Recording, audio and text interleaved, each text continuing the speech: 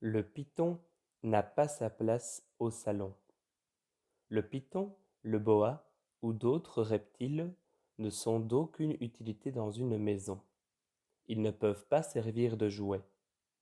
Cependant, aujourd'hui, dans notre pays, de nombreuses personnes possèdent dans leur salon des animaux exotiques tels que des caméléons, des perroquets, des iguanes ou des serpents.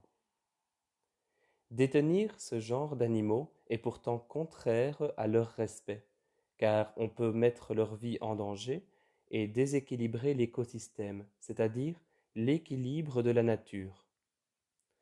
Voici quelques points auxquels il est opportun de prêter attention. D'abord, les serpents importés dans notre pays vont de la petite couleuvre au python. Ce dernier est le plus gros. En captivité, cet animal peut dépasser 4 mètres. Ceux qui l'adoptent le considèrent souvent comme une mascotte tant il paraît gentil. C'est ainsi oublier qu'il a une force extraordinaire. Imaginez qu'un jour, alors qu'il est enroulé autour de votre cou, il devienne nerveux. Il y a aussi des serpents qui s'échappent. Souvent, on les a déposés dans un petit bocal en plastique en pensant qu'ils ne pourraient pas en sortir, mais c'est une grave erreur. De plus, quelques propriétaires changent d'avis et vont alors les abandonner dans un bois, un parc ou le long d'un cours d'eau.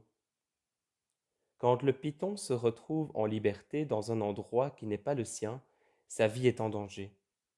En effet, pendant l'hiver dans notre pays, les serpents risquent de mourir de froid.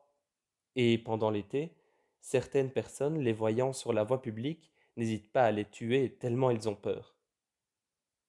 De plus, parmi les acheteurs d'animaux exotiques, certains sont des collectionneurs, tandis que d'autres sont plutôt des amateurs. Les premiers disposent souvent d'informations très précises quant aux besoins des animaux protégés, et ils se les procurent dans des élevages ou des réserves reconnues. Par contre, les amateurs, apparemment les plus nombreux, ne tiennent compte que de leurs envies. Ils n'hésitent pas à s'approvisionner dans des magasins ou chez des particuliers peu recommandables et placent, le plus souvent, ces animaux dans des conditions pénibles.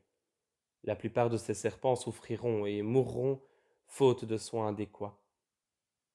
Enfin, dans leur milieu d'origine, les serpents sont indispensables à l'écosystème.